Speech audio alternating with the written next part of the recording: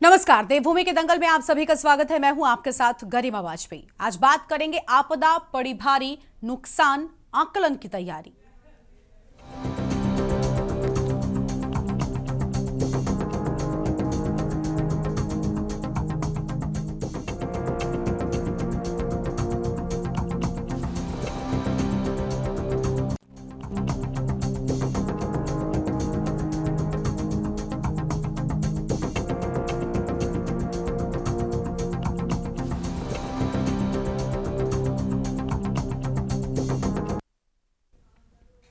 उत्तराखंड में आपदाग्रस्त क्षेत्रों का दौरा करने के लिए केंद्र सरकार की टीम देहरादून पहुंच गई है। टीम ने सबसे पहले आपदा से हुए नुकसान को लेकर आपदा प्रबंधन सचिव व संबंधित विभागों के अधिकारियों के साथ में बैठक कर जानकारी ली है। उत्तराखंड में मानसून सीजन के दौरान उत्तरकाशी, चमोली, पौड़ी, रुद्रप्रयाग, बागेश्वर, नैनीताल जिलों में काफी नुकसान देखने को मिला है। प्रदेश सरकार की ओर से नुकसान की क्षतिपूर्ति के लिए केंद्र सरकार से आपदा की मदद की मांग की गई है। प्रदेश सरकार ने प्राथमिक स्तर पर नुकसान का आकलन कर केंद्र सरकार को भेज दिया है। अब केंद्र की 7 सदस्यीय टीम प्रदेश के इन सभी जिलों का दौरा करेगी। केंद्र की ओर से आई टीम 2 ग्रुपों में विभिन्न जिलों का दौरा करेगी और अधिकारियों के साथ बैठक कर नुकसान का आकलन करेगी।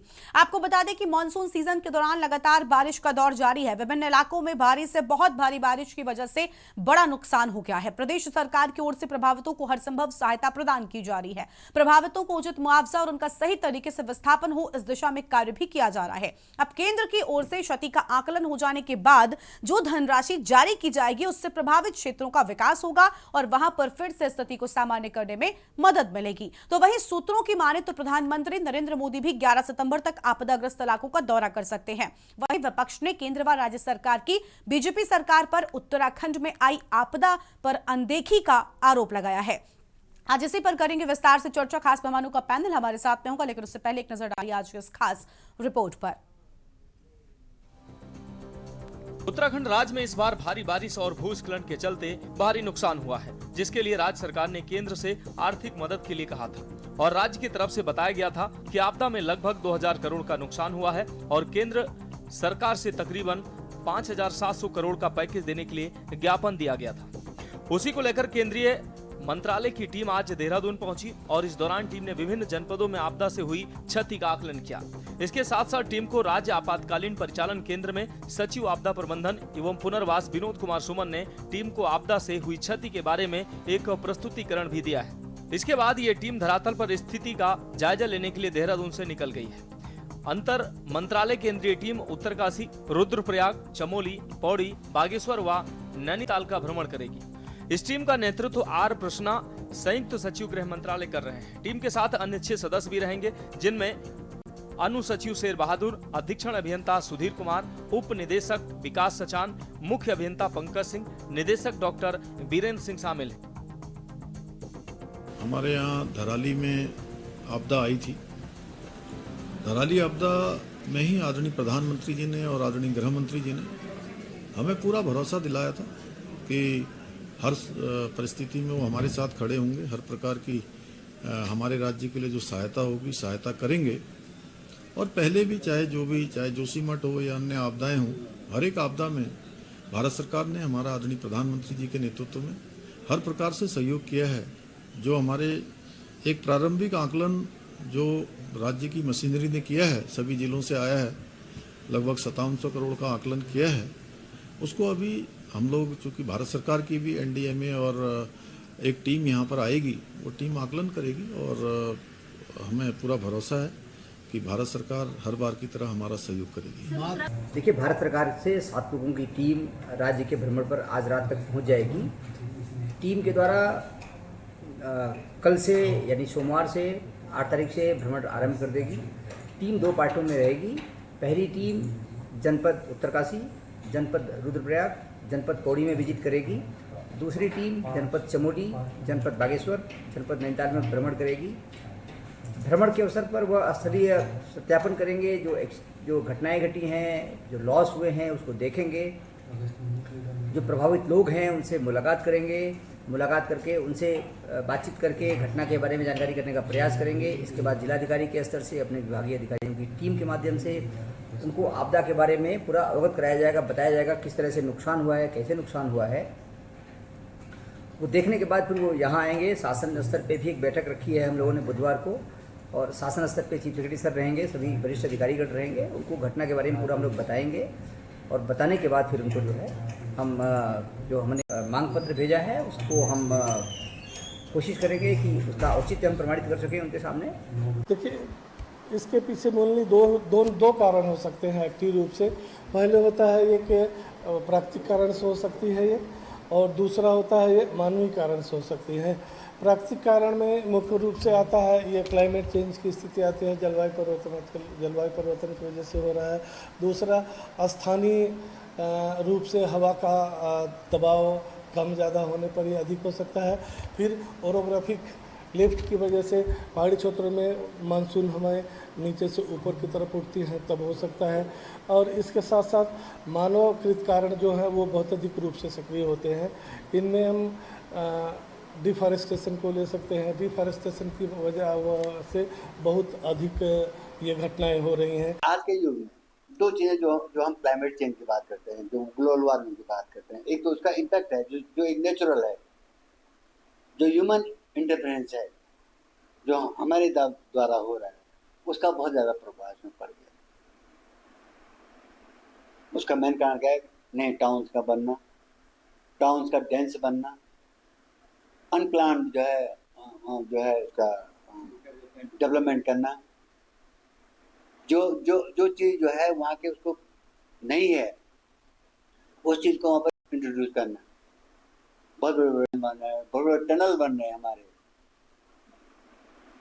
बहुत सारे हाइड्रो प्रोजेक्ट चल रहे हैं। ये कोई अछूता नहीं है, आपको उत्तराखंड में, हिमाचल में सब हुई है। वहीं मुख्य विपक्षी पार्टी कांग्रेस ने एक बार फिर केंद्र व राज्य की बीजेपी सरकार पर उत्तराखंड में आई आपदा के मामले में राज्य की घोर उपेक्षा पर जमकर हमला। कांग्रेस ने प्रदेश सरकार से राज्य में आपदाओं के कारण हुई जनहानि व धन हानि पर तत्काल श्वेत पत्र जारी करने की मांग की है। इसके मुख्य वक्ता गरिमा मेहरा दसोनी ने कहा कि जून महीने से ही उत्तराखंड में आपदाओं का दौर शुरू होगा और कांग्रेस ने राज्य सरकार दिया था। आपदाओं के लिए राज्य की सरकार कर रहे हैं और प्रदेश के प्रबंधन तंत्र को चुस्त दुरुस्त करते हुए अलर्ट मोड पर रहने की हिदायत दी। लेकिन जुलाई अगस्त आते आते पूरे राज्य को आपदाओं ने घेर लिया और यमुनोत्री केदारनाथ धामों में चट्टाने और बोल्डर गिरने से व बद्रीनाथ धाम में अलकनंदा में गाड़ी गिरने से लोगों की हुई। बीच केदार में 5 हेली दुर्घटनाओं में भी लोग जान गई। लेकिन राज्य सरकार का आपदा प्रबंधन तंत्र पंगु बना रहा। गरिमा ने कहा कि 5 अगस्त को उत्तरकाशी के धराली व हरसिल में जो भयंकर आपदा आई उसने 2013 के जख्म हरे कर दिए और जनहानि हुई है और पूरा धराली तबाह हो गया। पौड़ी के अनेक क्षेत्रों में बादल फटने की घटनाओं में अनेक लोगों की मौत है और बड़े पैमाने लोगों के घर बार दुकानें खत्म गई। चमोली के थराली देवाल और प्रयाग जिले के अनेक क्षेत्रों में बादल फटने व भूस्खलन से व्यापक तबाही हुई है और लोगों की जान चली गई। उत्तरकाशी जिले के नौगांव में बादल फटने की घटना से व्यापक तबाही हुई है। कुमाऊं के पिथौरागढ़ जिले के धारचूला में व अल्मोड़ा तथा नैनीताल में भी अतिवृष्टि से भारी नुकसान हुआ है, जिसका आकलन जल्द से जल्द किया जाए जिससे पीड़ित लोगों को राहत मिल सके। एक दोहा है, सुख में सुमिरन सब करें, दुख में करे ना कोई। मतलब जिस वक्त चुनाव का समय आता है उस वक्त भाजपा की एक लंबी कतार उनके नेतृत्व की यहाँ देखने को मिलती है। पूरे देश भर से मंत्री, मुख्यमंत्री, प्रधानमंत्री, कभी गंगा मैया ने बुलाया, कभी केदार बाबा ने बुलाया है, कभी उत्तराखंड वन प्रदेश बना है, कभी उत्तराखंड से मेरा पुराना नाता है, सब कहते हुए आई पड़ते हैं। लेकिन जब हम पर कोई आपदा आती है, कोई कष्ट आता है, कोई परेशानी आती है, उस समय हालात दिखाई पड़ते हैं। मुख्यमंत्री जी तो केंद्र से 5702 करोड़ की सहायता की मांग करी है। मैं एक कदम आगे बढ़कर चाहती हूँ कि हमारा जो नुकसान है वो इतना व्यापक और वृहद है, 10,000 करोड़ से नहीं बनेगी। लोगों का सब कुछ खत्म हो चुका है। जग जाहिर है, हर साल आपदा आती है, बहुत भयंकर आपदा आती है। इसको तो हम बोल रहे हैं प्रदेश घोषित कर देना चाहिए था। इन्होंने जो है हिमाचल को करा, हिमाचल के साथ हिमालय राज्य उत्तराखंड भी है और हिमाचल से कम यहाँ बारिश नहीं हुई। हम धराली ले लो या हमारे जो ऊपर के पहाड़ में जितने भी आए, समय ज्यादा जनहानि का भी हो। पिछला अगस्त और सितंबर तो ऐसा गया कि लगातार पहाड़ों में आदमी चढ़ने के बारे में डरने लगा, चढ़ने से डरने लगा। और जनहानि बोलो या लोगों का जो अभी एक आंकलन आया था कि इतने करोड़ों का नुकसान एक हफ्ते में हो गया देहरादून में।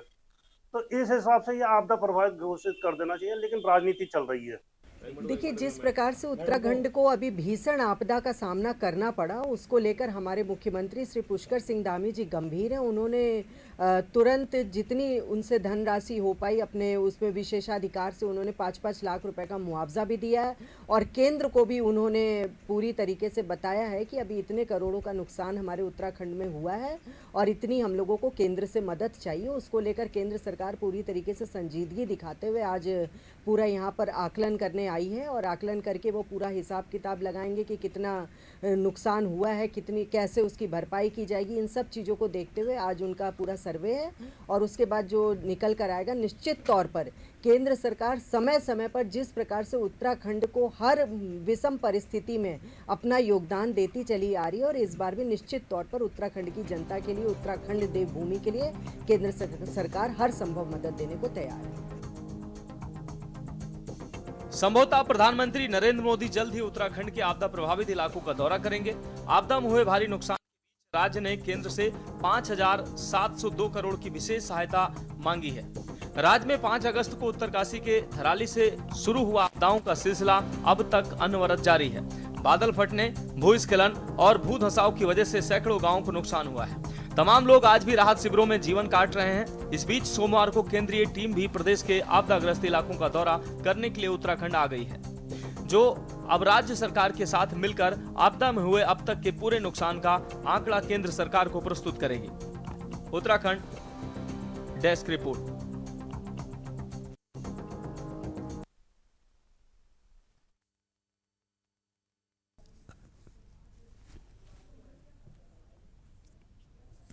और इसी मुद्दे पर आज विस्तार से करेंगे चर्चा। खास मेहमानों का पैनल हमारे साथ में जुड़ चुका है। प्रभा बंदूनी जी, प्रदेश प्रवक्ता बीजेपी इंदुमान, वरिष्ठ नेता कांग्रेस पार्टी। राजेंद्र बिष्ट जी हमारे साथ में हैं, पूर्व केंद्रीय अध्यक्ष युवा प्रकोष्ठ यूकेटी उत्तराखंड, पूर्व सैनिक स्वाभिमान मोर्चा। पीसी थपलियाल साहब हमारे साथ में हैं, वरिष्ठ नेता हैं यूएसएसएम की ओर से। और कुलदीप राणा जी हमारे साथ में हैं, वरिष्ठ पत्रकार हैं। बहुत स्वागत सभी मेहमानों का हमारे साथ जोड़ने के लिए। सबसे पहले शुरुआत हम प्रभा बंदूनी जी के साथ में कर लेंगे, प्रदेश प्रवक्ता बीजेपी की ओर से। प्रभा जी, अब सर्वे की शुरुआत हो चुकी है, सर्वे कह लें, आकलन कह लें, लेकिन विपक्ष इस पर आरोप लगा रहा है और अनदेखी की बात कही जा रही है। देखिए गरिमा जी, मैं ये कहना चाहूंगी, इस हमारे माननीय मुख्यमंत्री जी ने हमने पहले कहा था कि इस बार कि प्रदेश में आपदा अभी चल रही है। देखिए, कल भी परसों भी हमने देखा था कि बादल फटने की हमने घटना यहाँ पर हुई है। तो देखिए, आपदा तो अभी उत्तराखंड में चल रही है, लेकिन साथ साथ जिस गंभीरता के साथ माननीय मुख्यमंत्री जी को, और हमने देखा है सरकार ने इसको गंभीरता से लेते हुए, जब शुरू में भी आपदा आई थी और वो गए थे जगह जहां पर भी आपदा आई थी, खुद वहां पर गए, खुद उन्होंने जो वहां पर जनता थी, जो भी आपदा ग्रसित परिवार थे, उनसे बातचीत उन्होंने की थी। और देखिए, अभी हमने ये भी देखा है कि जितनी भी वहां जनधन की हानि हुई है, पशुधन की हानि हुई है, उन सबका आकलन किया जा रहा है, रिपोर्ट तैयार की जा रही है, और उन्होंने अपने लेवल पे सभी परिवारजनों को 5 लाख रुपए की उस वक्त तुरंत मैं कहूंगी कि सहायता राशि भी प्रदान करी थी।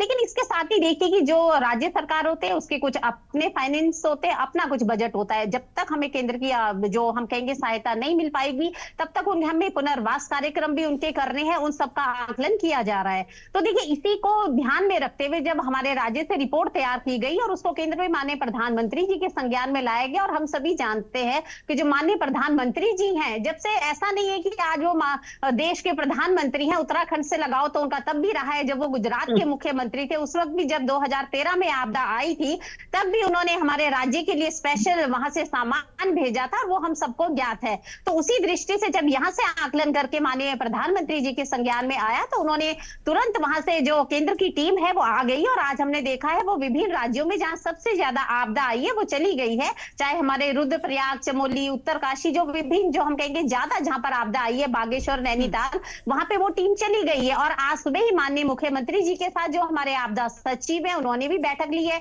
पूरा उनको प्रेजेंटेशन दिया है, रिपोर्ट सौंपी है, जो आकलन अब तक किया है वो उनको बताया गया। लेकिन उसके बाद वो सारी टीमें वहां पर जा रही हैं, खुद वहां पर लोगों से भी वो लोग मिलेंगे, खुद भी एक विस्तृत जानकारी उसकी लेंगे, कितना यहाँ पे जो आपदा से नुकसान हुआ है, उसके बाद वो लोग वहां जाकर उसकी पूरी रिपोर्ट उसको केंद्र में दी जाएगी, माननीय प्रधानमंत्री जी को सौंपी जाएगी। और उसके बाद जिस प्रकार से आर्थिक पैकेज की मांग हमारे माननीय मुख्यमंत्री जी ने और राज्य ने करी है कि हमारे प्रदेश में आपदा आई है, तो निश्चित तौर पर मैं ये पूरी मैं गंभीरता से कह सकती हूँ, या मेरे को पूर्ण विश्वास है कि जल्दी ही ये सारा जो पैकेज है वो उत्तराखंड को मिलेगा, ताकि जो हमारे आपदा ग्रसित परिवार हैं वहां जनधन हानि हुई है, पशु हानि हुई है, उनके घरों की हानि हुई है, उनके पुनर्वास कार्यक्रम में हम जल्दी से जल्दी सहयोग कर सके और जो आपदाग्रसित जो जगह है वहां पर हम कहेंगे उसको नॉर्मल किया जा सके परिस्थिति को। और जहां तक है अभी ये रिपोर्ट्स भी आ रही है कि बहुत ही जल्दी अगले हफ्ते तक माननीय प्रधानमंत्री जी खुद उत्तराखंड के दौरे पर आ रहे हैं, तो मैं कहूंगी ये बहुत ही अच्छा कदम है और बहुत जल्दी ही जो हमारे परिवार है जिनके साथ ये दुर्घटना घटित हुई है आपदा से, उनको बहुत जल्दी ही उनके नुकसान की भी भरपाई होगी। और कहीं ना कहीं देखिए जो केंद्र सरकार की जिम्मेदारी है, राज्य सरकार की जिम्मेदारी है, जिस प्रकार उन्होंने गंभीरता से इसे लिया है, तो ये बहुत ही स्वागत योग्य कदम भी है और इसको लेना भी चाहिए। तो मैं इसके लिए माननीय मुख्यमंत्री जी की भी सराहना करती हूँ और जिस प्रकार से जो जनता है वो खुद उनका धन्यवाद कर रही है, तो ये अपने में बहुत बड़ी बात है। ठीक है, लौटेंगे आपके पास में। इंदु मान जी हमारे साथ में, वरिष्ठ नेता कांग्रेस पार्टी की ओर से। बहुत स्वागत इंदु जी आपका। इंदु जी, 7 सदस्यीय टीम पहुंची है, आकलन से दिक्कत क्या है, क्या लगता है? क्योंकि रेस्क्यू में बहुत तेजी के साथ में लोगों को बचाने का, इस पूरे घटनाक्रम के बाद भी जिन लोगों को बचाया जा सकता था उसका प्रयास किया गया, फिर आखिर विपक्ष को कहां पर कमी नजर आ रही है? क्यों आखिर ऐसा विपक्ष को लगता है कि सही आकलन नहीं किया जाएगा और विकास के लिए जो सही धनराशि मिलनी चाहिए वो शायद नहीं आवंटित होगी केंद्र की ओर से?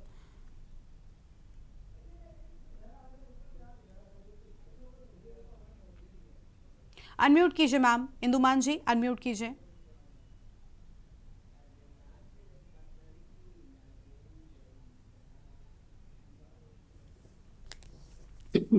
धन्यवाद गरिमा जी। हाँ जी, देखिए जो आपदा के जो टीम पहुंची है, राष्ट्रीय जो टीम पहुंची है, काफी विलंब से पहुंची है। पहली बात तो यह है कि आपदा प्रबंधन, जब बहुत बड़ी यहाँ पर आपदा आई हुई थी, लगातार ही आ रही है, कहीं ना कहीं लगातार, सबसे पहले धराली में और फिर थराली के बाद रुद्रप्रयाग के रास्ते पे, चमोली के रास्ते पे, बागेश्वर में, यहाँ पर सारे ही पहाड़ों में, छोटी मोटी तो बहुत जगह है।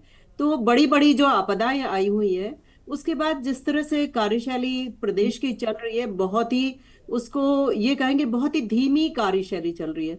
और 5 लाख से तो ये तो ऊंट के मुंह में जीरे के समान है, बहुत ही धीमी गति से कार्य चल रहा है। और मैं ये भी कहूंगी साथ में कि जिस तरह से राष्ट्रीय स्तर पे जब जो हम देख रहे हैं, मुझे कहना पड़ेगा कि पूरा पंजाब लगभग बुरी तरह बह गया। और मणिपुर का किस्सा कितना पुराना है। आप उत्तराखंड तक, आप अगर पहले हम न्यूज में हम सुन पहले रहे हैं कि उत्तराखंड पर प्रधानमंत्री बात कर लें। उत्तराखंड आने, जी प्रधानमंत्री उत्तराखंड आने वाले, मैं इस बात पे बात लेकर आ रही हूँ कि प्रधानमंत्री उत्तराखंड का दौरा करने वाले हैं, प्रधानमंत्री पंजाब का दौरा करने वाले हैं और प्रधानमंत्री मणिपुर का दौरा। तो जितने एक्टिव हमारे प्रधानमंत्री हैं उतने ही एक्टिव हमारे मुख्यमंत्री हैं, क्योंकि जब इतना समय के बाद वहां पर आवाज ही नहीं उठाई, संवेदना की आवाज तो कम से कम प्रधानमंत्री जी तुरंत ही उठा सकते हैं ऐसी जगह पर, लेकिन कोई आवाज इन जगह के लिए नहीं उठाई गई। उसी तरह से ये बहुत धीमा यहाँ पे प्रगति, यातायात के साधन का हमें मालूम है कि अभी भी वहां पे पहुंचने में बहुत देरी है।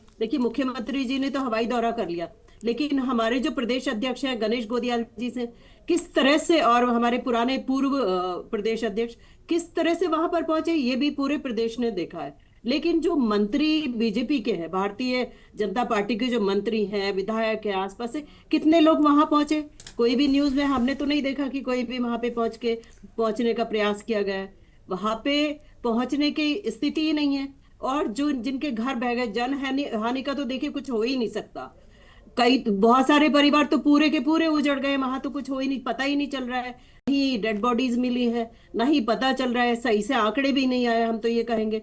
और प्रशासन के हाथ में कुछ ज्यादा है ही नहीं कि वो कर पाए। तो मुख्यमंत्री की जो कार्यशैली बहुत ही धीमी गति से इसमें रही है, बिल्कुल भी संतुष्टि हम तो नहीं कहेंगे उसमें है। ठीक है, नेचुरल प्राकृतिक आपदा है। केदारनाथ में सबसे पहले जब 2013 में आई थी, तब बहुत एक्टिव मुख्यमंत्री उस समय के गुजरात दिख रहे थे, लेकिन आज अपने यहाँ के मुख्यमंत्री भी और राष्ट्रीय स्तर के प्रधानमंत्री भी इस विषय पे मुझे नहीं लगता कि कोई भी गंभीरता से, उसको इतनी गंभीरता से नहीं लिया गया जितनी दुखद ये आपदा आई थी। ठीक है, आपदाएं तो देखिए आती हैं और धीरे धीरे आपदाएं भी बढ़ी हैं, इस बार ज्यादा बढ़ी हैं, क्योंकि हमारा जो अभी हमने देखा कि पानी जो बह रहा है उसमें सारी, चाहे वो देखिए हिमाचल हो या ठीक है, यानी उत्तराखंड। आपका कहने का मतलब है कि लेकिन गंभीरता से अगर नहीं लिया गया, इतनी बात में ही सब कुछ निकल कर आ जाता है। ठीक है मैम, लौटेंगे आपके पास में।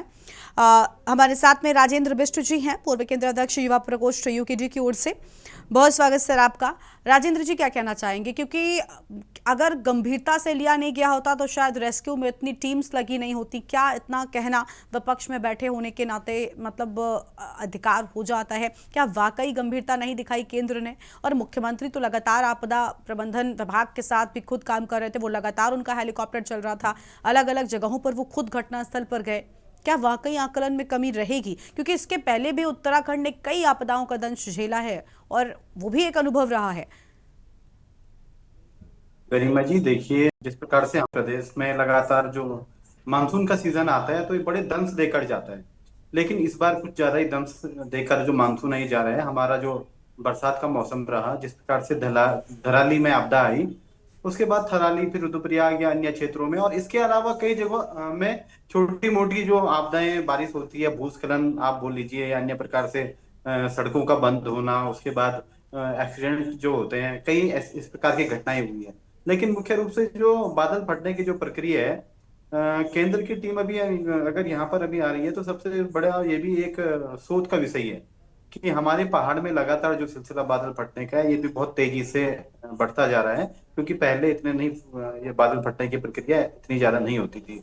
दूसरी बात, जिस प्रकार से आपने केंद्र से माननीय हमारे देश के प्रधानमंत्री मोदी जी का उत्तराखंड का दौरा बताया, तो जैसे कि वे देवभूमि को कहते हैं कि 21वीं सदी का तीसरा दशक उत्तराखंड के नाम है, और केदारनाथ से भी उन्होंने अपने बताए थे कि यहाँ मेरे संबंध यहाँ से बहुत गहरा नाता है। तो वास्तव में अभी उत्तराखंड को जरूरत है कि हमारे देश के प्रधानमंत्री भी अपना दिल खोल के कुछ बड़ी बात करें और यहाँ के लिए बड़ा राहत पैकेज इसलिए दें, क्योंकि आपने देखा होगा किस प्रकार से हमारा जो, चाहे रुद्रप्रयाग की बात करें, चमोली की बात करें, धराली, उत्तरकाशी की बात करें, तो ये ऐसे जिले हैं जो कम से कम 5-7 साल पीछे छूट गए हैं। मैं इसलिए कह रहा हूँ क्योंकि जो निर्माण कार्य हुए हैं, निर्माण कार्यों में चाहे वो सड़क का कार्य हो या क्योंकि किसी के घर टूटे हैं तो उन्होंने अपनों को खोया है, ये क्षतिपूर्ति तो कोई कर नहीं सकता, चाहे आप कितने भी पैसे दें, कितना भी उनका मूल्य लगाएं, ये नहीं हो सकती। लेकिन पहाड़ों में किस प्रकार से एक मकान बनाना कितना टफ होता है, कितना मुश्किल तरीके से लोग मकान करते हैं और उसको उसके बाद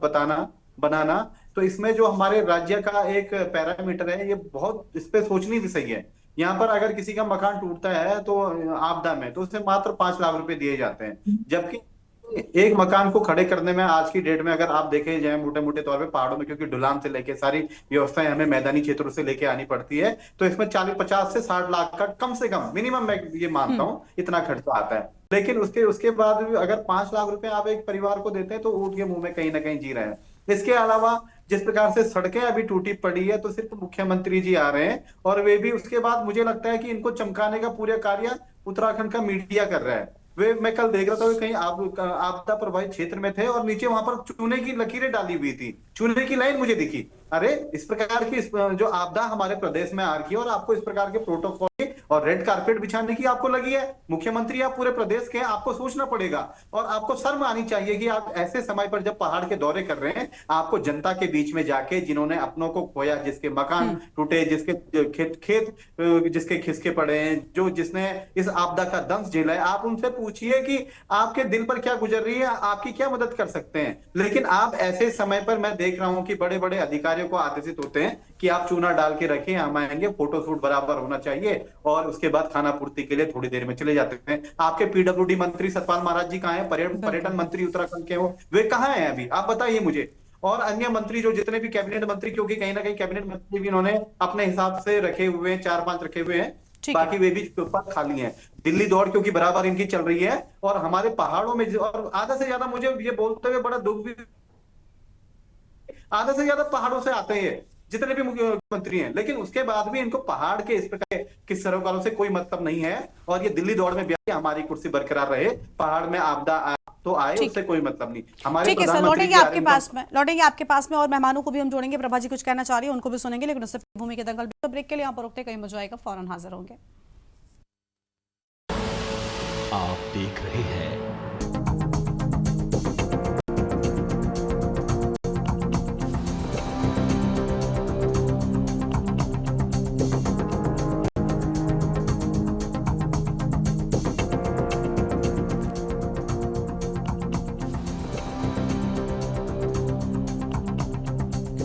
ब्रेक के बाद देवभूमि के दंगल में आप सभी का स्वागत है। खास मेहमान हमारे साथ में लगातार बने हुए हैं वरिष्ठ नेता सिसम की ओर से थपलियाल साहब हैं।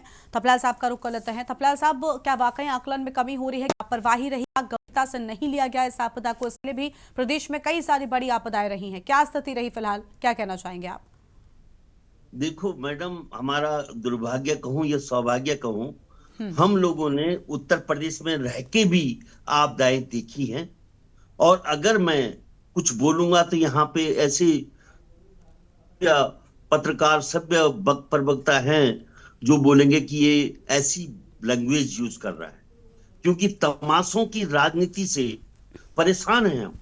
हमने तब देखा था कि उत्तर प्रदेश में जब आपदा आती थी तो एक पटवारी से लेकर एक सिस्टम है, एक देश में एक सिस्टम बना हुआ है। पंचायत होती है, फिर जिला की सरकारें हैं, फिर राज्य की सरकारें हैं, और इन तमाम सिस्टमों को ध्वस्त करते हुए भारतीय जनता पार्टी जो खेल खेल रही है वो दुर्भाग्यपूर्ण है इस देश के लिए और इस राज्य के लिए।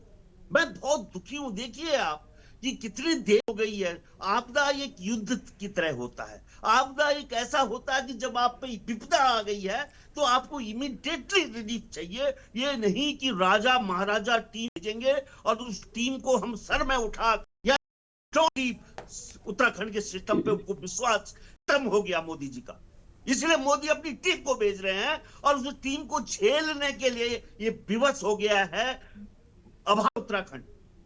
बहुत ही दुख की बात है कि आज हम दिखा रहे हैं। पहले पटवारी विश्वास किया जाता था, पटवारी के ऊपर नायब तहसीलदार, तहसीलदार, एसडीएम, एडीएम, डीएम, कितनी बड़ी जमात है।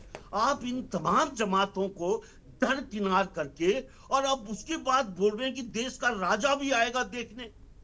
यानी जितना करोड़ रुपए इन तमाम जो तुम नाटक करने जा रहे हो उसमें करोड़ों और अरबों रुपए जो तुम खर्च करोगे उस सिक्योरिटी में, उस राजा महाराजा की, और राजा महाराजा को हम छू नहीं सकते, उसके आगे जा नहीं सकते, अपनी व्यथा सुना नहीं सकते उस राजा को। उस राजा का यहाँ पे क्या काम?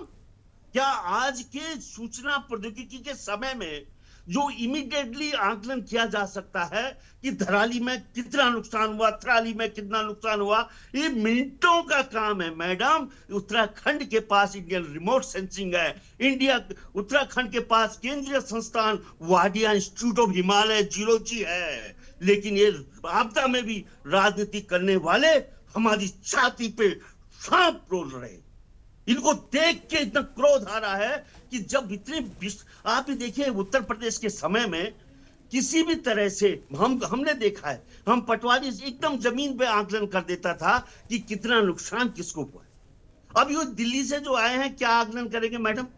क्या भाजपा की पता बता सकती है कि क्या आकलन करेंगे? यानी इसे कह सकते हैं हम, इन लोगों ने, जिस केंद्र ने इस राज्य को उजाड़ के रख दिया, अपने ऑल वेदर रोड और टनल बना के, वो जिसके कारण केदारपुरी और बद्रीशपुरी उच्च हिमालय में जिसने बर्बाद कर दिया कंस्ट्रक्शन करके, और ये आपदाएं इन्हीं के कारण है। और यही हमें आज हमारी घाव को सलाने आ रहे।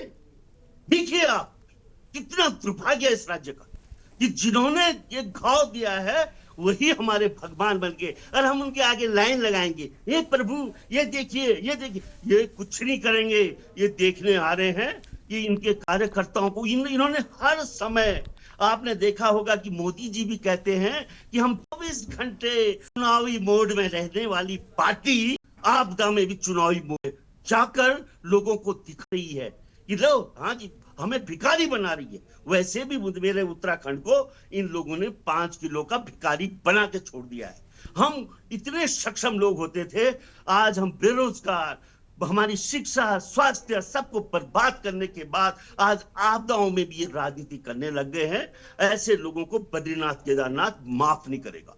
बहुत दुख होता है मुझे कि तुमने पंचायती राज, तुमने काहे को कराए ये चुनाव? पंचायतों को चुनाव क्यों कराए जब तुम पंचायतों पर विश्वास नहीं करते? उसके ऊपर तुमने 13 में से तुमने 12 अपने उसमें कब्जे में ले रखी है धन बल के आधार पर। तो जिला की सरकारों पे क्या विश्वास नहीं है? जिला में, हर जिले में एक डीएम बैठता है जिसकी मोटी तनख्वाह होती है, और वो जिले का मालिक होता है, क्या उसकी रिपोर्ट पे विश्वास नहीं है इस सरकार को और केंद्र के राजा को? ठीक है, लेकिन थपलियाल साहब, सिस्टम है, सिस्टम को ध्वस्त करते हुए लोग निश्चित रूप से इस देश और राज्य के लिए बहुत बड़ा खतरा पैदा कर रहे हैं। गरिमा जी, मैं इनकी बात का जवाब थपलियाल साहब, मैं प्रभा जी, मैं आखिर में आऊंगी आपके पास में। प्रभा जी, मैं लौटूंगी आपके पास में। जी जी जी जी। थपलियाल साहब, मुझे एक चीज जाननी है। अभी आपने कहा कि क्या डीएम की जांच पर विश्वास नहीं है, क्या बाकी क्यों, और आपने प्रदेश स्तर या कई लोगों के नाम ले लिए, या मतलब पदों की बात कर दी आपने। बड़ा सवाल ये है कि मैं मतलब बड़े स्वाभाविक रूप से कह पा रही हूँ कि अगर 7 सदस्यीय टीम केंद्र की ओर से ना जाती तो शायद विपक्ष लगाने के लिए भी तैयार रहता आरोप की किसी को चिंता नहीं है, कोई नहीं आया, प्रदेश स्तर पर जांच करा दी, ये तो मिले हुए होते हैं, मुख्यमंत्री के अंडर होते हैं, सारी बातें मैं विपक्ष के मन मुताबिक बोल रही हूँ, शायद ऐसे आरोप बहुत स्वाभाविक रूप से लग जाते। तो दिक्कत क्या है? अगर की टीम आई है, आकलन कर रही है, बेहतर चीजें होंगी, शायद और अच्छी चीजें होंगी।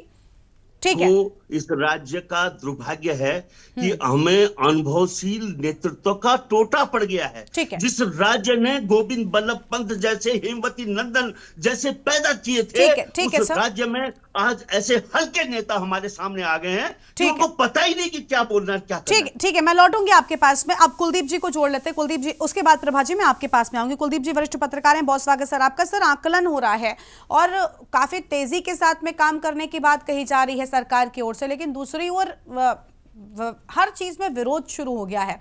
मुझे अभी थपलियाल साहब की सारी बातें ठीक लगी, लेकिन ये वाली बात की प्रदेश के लोगों को जांच कराई जा सकती थी, प्रदेश स्तरीय जो पदाधिकारी हैं, जो जिलाधिकारी हैं, ये भी जांच कर सकते थे। लेकिन मुझे लगता है कि विरोधी दल इस बात के लिए तैयार रहता, अगर ऐसा होता तुरंत वो ये कहते कि केंद्र को कोई चिंता नहीं, अनदेखी का आरोप तो पहले ही लग रहा है। अब फिर ये कैसा आरोप है, ये कैसी अनदेखी है कि खुद 7 सदस्यीय टीम आकर जांच भी कर रही है और विपक्ष कह रहा है कि अनदेखी है। क्या वाकई कहीं कोई कमी रह जाएगी इस पूरे आकलन में? क्या अपने मन मुताबिक आकलन किया जाएगा? प्रधानमंत्री के दौरे की संभावना भी है। खुद प्रधानमंत्री यही नहीं, पंजाब और भी जगहों पर जहां पर ऐसी स्थितियां हैं, फिलहाल वर्तमान में बाढ़ से पंजाब की स्थिति बहुत खराब है, वहां का भी दौरा कर सकते हैं और उत्तराखंड में आने की भी संभावना पूरी है। तो फिर जब आकलन पर सवाल क्यों उठाए जा रहे हैं अभी से? पहले भी ऐसा होता रहा है, पहले की आपदाओं के बाद।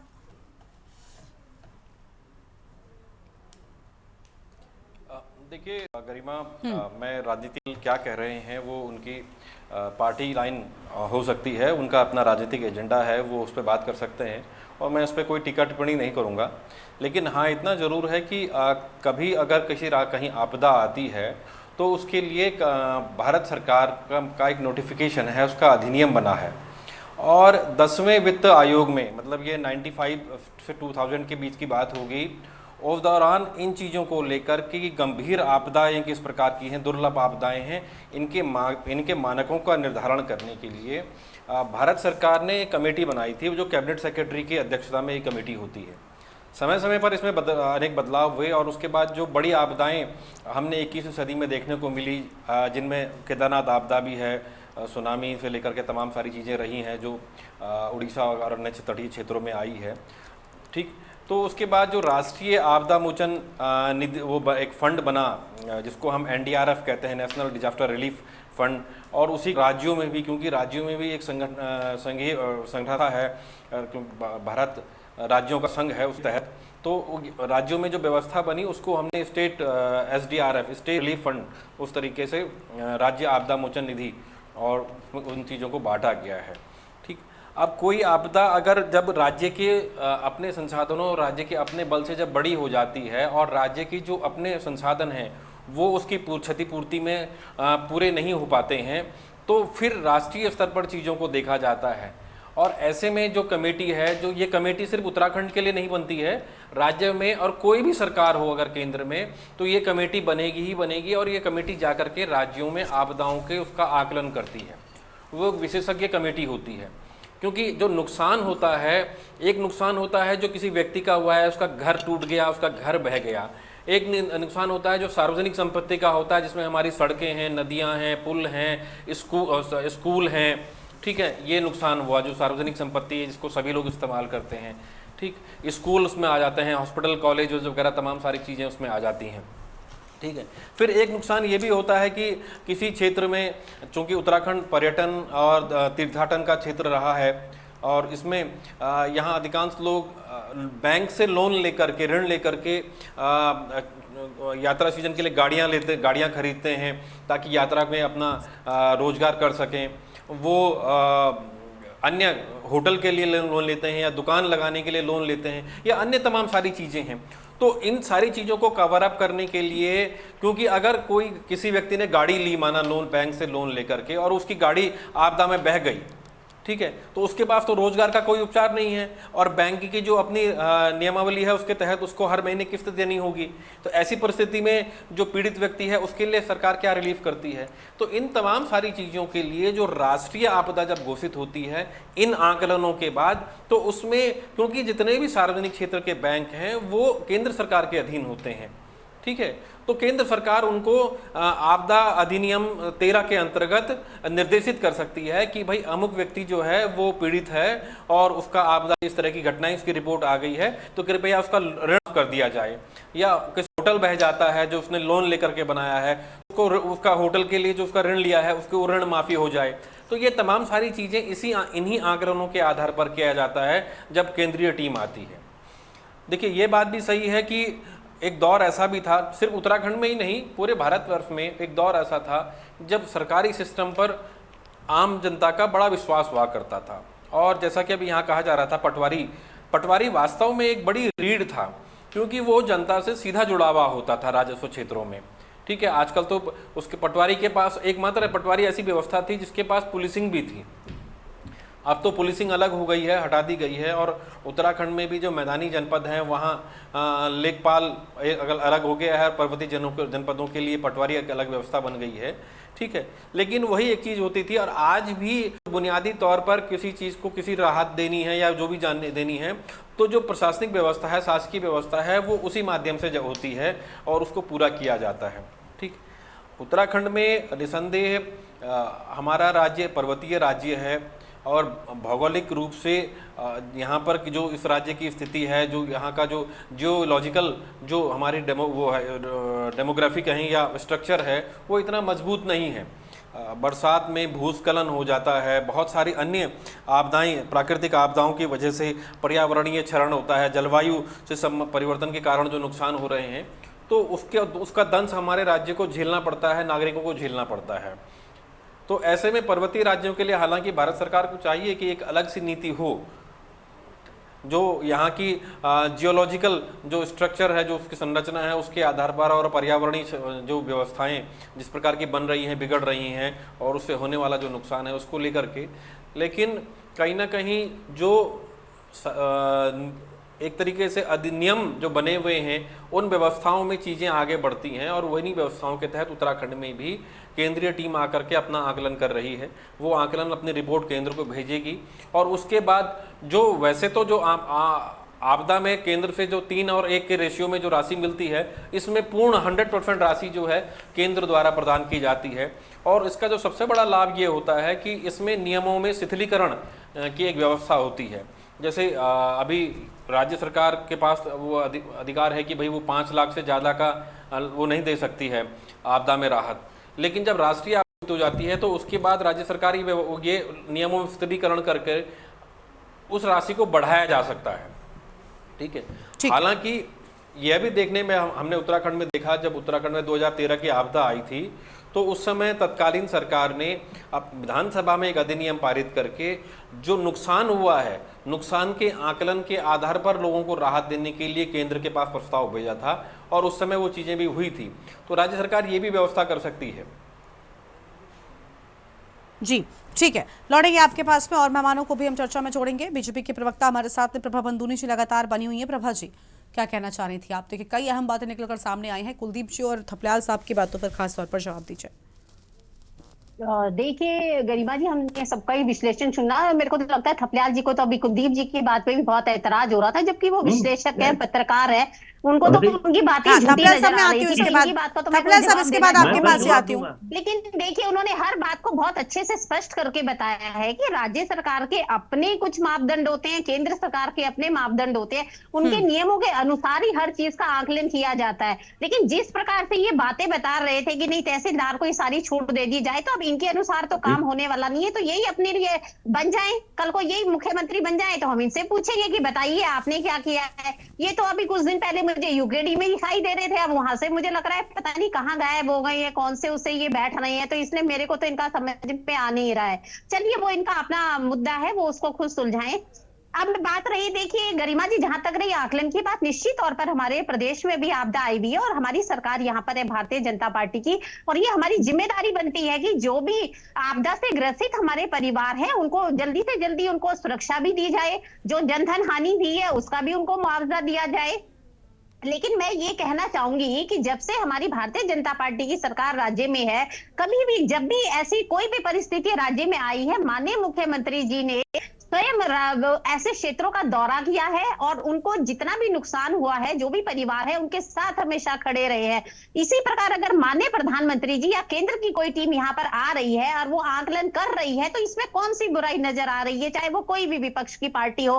तो ये तो अच्छा है, हमारे राज्य के लोग हैं, हमारा राज्य है, अगर हम आज उनको 5 लाख रुपए अपने कोष से मुख्यमंत्री जी दे रहे हैं, जब केंद्र से आर्थिक पैकेज हमारे पास आ जाएगा, उसके बाद हमें 5 लाख की जगह उनकी धनराशि और लाखों में बढ़ जाएगी, उनके जो पुनर्वास का काम है उसमें तेजी आ जाएगी, जो लोन से उन लोगों ने अभी जैसे कुलदीप जी बता रहे थे गाड़ियां दे रखी हैं, उसमें हमारे लोगों को सहायता मिलेगी, तो इसमें कौन सी बुराई है।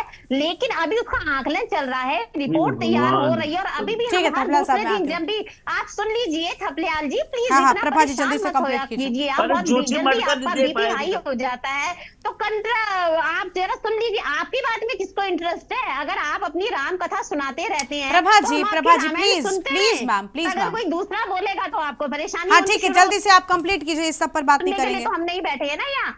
अगर हमारी सरकार जो आपदा ग्रसित लोग हैं उनको सहायता पहुंचा रही है, तो इसमें आपको क्या दिक्कत आ रही है? नहीं, उनको दिक्कत इस बात से नहीं है कि आप सहायता पहुंचा रहे हैं। देखिए नहीं, गलत बात नहीं बोलेंगे प्रभा जी आप, कि उनको सहायता राशि नहीं दी गई है। ठीक है, चलिए मैम आपकी बात आ गई है, अब थपलियाल साहब को सुन लेते हैं जल्दी से, राजेंद्र जी के पास उसके बाद जाएंगे। थपलियाल साहब जल्दी से बताइए। से मैं ये कहना चाहूंगी, प्रभा जी हो गया, प्रभा जी आपकी बात निकल कर आ गई, प्लीज मैडम शांत हो जाइए। थपलियाल साहब बोलिए। राज्य के लोगों के साथ राज्य सरकार खड़ी है, माननीय प्रधानमंत्री जी उनके साथ है। ठीक है प्रभा जी हो गया, मैं ये कहूँगी निश्चित रहना चाहिए, बहुत जल्दी ही जो उनकी ठीक है प्रभा जी शांत हो जाइए मैम प्लीज। थपलियाल साहब बोलिए। मैं खाली ये बोल रहा था कि जो वो हमारे पत्रकार महोदय एनडीआरएफ को फंड बोल रहे थे, उसको वो फंड नहीं फोर्स है, एसडीआरएफ एनडीआरएफ ये फोर्सेज हैं जो जी सर ये स्वाभाविक है। नहीं आप शायद समझ नहीं पाए थपलियाल साहब, मुझे लगता है कुलदीप जी ने यही बोला था, हम जानते हैं एनडीआरएफ एसडीआरएफ रेस्क्यू फोर्सेज है, लेकिन जो आज तहसीलदार हैं। प्रभा जी आपकी बात नहीं हो रही, मैडम चुप रहिए प्लीज, बोलिए आप थपलियाल साहब। उनके मुंह से फंड निकल गया तो कौन सी आपदा आ गई? प्रभा जी आप कुलदीप जी की वकील हैं, आपको बार बार बोल रहे हैं, आप चुप रहिए ना। कुलदीप जी समझ गए, शायद कभी कभी मिसकम्युनिकेशन भी हो जाता है, आप शांत रहिए, मैडम उनको बोलने दीजिए, बोलिए। देखिए जो राजनीति है वो यहाँ पे आके केवल हमारे लिए बाधा क्रिएट करते हैं, क्योंकि मैडम यहाँ पे सारे संस्थान हैं, सबसे ज्यादा संस्थान केंद्र के हमारे उत्तराखंड में है, और ये सारे लोग नहीं जानते इस बात को। मैंने अभी पहले भी कहा था कि रिमोट सेंसिंग जो पल पल की खबर रख रही है वो हमारे पास है, उत्तराखंड की धरती पे हमारे पास Wadia Institute of Himalayan Geology है, जो पल पल की रिपोर्टों को इनको आकलन करके बना रही है। लेकिन मदद तो केंद्र से ही आएगी ना, मैं मानती हूँ संसाधन बेहतर हो सकते हैं, मदद तो केंद्र से ही, रेवेन्यू कहाँ से आएगा? केंद्र से मदद रेवेन्यू कहाँ से आएगा? वो इनकी खैरात नहीं है, क्योंकि मैं ये हूँ जो हम जानते हैं खैरात, लेकिन सर एक प्रोसीजर होता है थपलियाल साहब, के बिना काम होगा क्या? राज्य सरकार की रिपोर्ट पे विश्वास करना चाहिए केंद्र को, और जो 6-7 लोग आ रखे हैं इन्होंने भी इन्हीं डीएम से इन्हीं तहसीलदारों से पूछना है, उनके पास कोई यंत्र नहीं है थर्मोमीटर जो देखेंगे कि साहब कितनी आपदा है, इंसान है मैडम। ठीक सर, ठीक आपकी बात आ गई। कुलदीप जी के पास चलते। कुलदीप जी मुझे लगता है आपने एनडीआरएफ एसडीआरएफ को फोर्सेस ही बोला था, कुछ कहना चाहेंगे आप? फंड ठीक है, उनसे जवाब ले लेते हैं, बेहतर देंगे वो। अनम्यूट कीजिए सर प्लीज। मोचन निधि जो है ना उसको बोलिए सर, बोलिए यहाँ से देखिए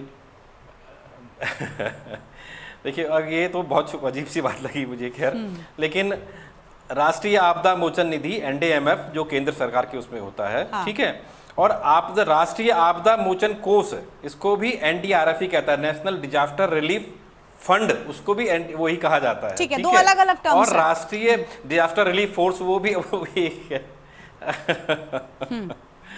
चलिए ठीक है, कोई बात नहीं। थपलियाल साहब वरिष्ठ प्रवक्ता हैं, हम सब उनका सम्मान करते हैं और मैं उनकी एक चीज की जरूर हमेशा सराहना करती हूँ कि वो प्रदेश हित की बात अक्सर करते रहते हैं। ठीक है, मिसकम्युनिकेशन या कभी कभी हो जाता है। हमारे साथ में राजेंद्र जी कुछ कहना चाहेंगे? उनका सम्मान करते हैं। उनके गुस्से में उनके एग्रेशन में सबसे बड़ी बात यह है कि उनके गुस्से में, उनके एग्रेशन में राज्य हित छिपा होता है। बिल्कुल, कभी भी कोई भी मुद्दा हो वो भले विपक्ष में बैठकर बात करते हैं, मैं भी उनकी चिंता रहती है, इसलिए हम भी उनकी बात मैं कई बार उनकी बात का बुरा नहीं मानते हैं, कभी नहीं, वो चिंता है उनके मन में। ठीक है, राजेंद्र जी जल्दी से अगर आप कुछ कहना चाहें, कम वक्त है। राजेंद्र जी, ज्यादा गुस्सा स्वास्थ्य के लिए हानिकारक हो जाता है। ठीक है मैम, राजेंद्र जी आप बोलिए, आप जल्दी से बोलिए। साथ अपने स्वास्थ्य का भी ध्यान रखें। राजेंद्र जी आवाज मिल रही है? निश्चित तौर पे थपलियाल जी की बातें जो थी, प्रदेश का दर्द है और वास्तव में दर्द भी क्यों ना, जब हम प्रदेश पूरा ऐसी आपदा से गुजर रहा है, हम जूझ रहे हैं, और ऐसे में जब हम चाहते हैं कि हमारे देश के लिए जैसे हिमाचल या अन्य राज्यों के जैसे कोई राष्ट्रीय आपदा घोषित करके यहाँ पर राकेश जो है वो ऐसा कि उनके मुंह में जीरा हो, बड़ी घोषणा प्रधानमंत्री जी की हो। और एक बात और भी बताइए, हमारे पास वर्डिया इंस्टीट्यूट है, हमारे पास यहाँ पर अन्य इंस्टीट्यूट भी है, हमारे पास रिमोट के जरिए हमें पता चल सकता है कि कहाँ पर क्या चल रहा है, लेकिन उसका ठीक है सर, ये भी हमें समझना होगा। हमारे पास मशीनरी नहीं, देखिए इस्तेमाल ठीक है, लेकिन अगर किसी ओर से अगर आकलन के लिए टीम पहुंच रही है, इस पर आपत्ति होनी नहीं है। मैं समझ रही हूँ कि आखिर विपक्ष इस चीज को लेकर इतना हमलावर क्यों हो रहा है सरकार के सर्वे को लेकर, क्योंकि जरूरी है। देखिए, कोई अगर देगा कोई मत देगा तो उन चीजों को आकलन करना, उनका समझना भी जरूरी है। अभी प्रधानमंत्री आते हैं, क्या मुख्यमंत्री के स्तर से नहीं हो सकता? हो सकता है, लेकिन प्रधानमंत्री अलग अलग जगहों पर जाकर खुद है ना, तब तो आप उम्मीद हैं कि प्रधानमंत्री आए, हमारे समय को समझे देखें। तो कम से कम यहाँ पर भी उन्हें मौका दे, केंद्र को मौका दीजिए कि कम से कम स्थितियों का सही आकलन कर सही मदद आप तक पहुंच सके। शुक्रिया आप सभी मेहमानों का चर्चा में आने के लिए रखने के लिए। तो विपक्ष सरकार पर आरोप लगे, बड़ी आपदाओं के बाद अब आकलन का दौर शुरू हो चुका है, लेकिन आकलन में भी विपक्ष को आपत्ति नजर आ रही है। देवभूमि के दंगल में इतना ही। तमाम बड़ी खबरों के लिए आप देखते रहिए न्यूज़ इंडिया। नमस्कार। गोल्डी मसाले लाए हैं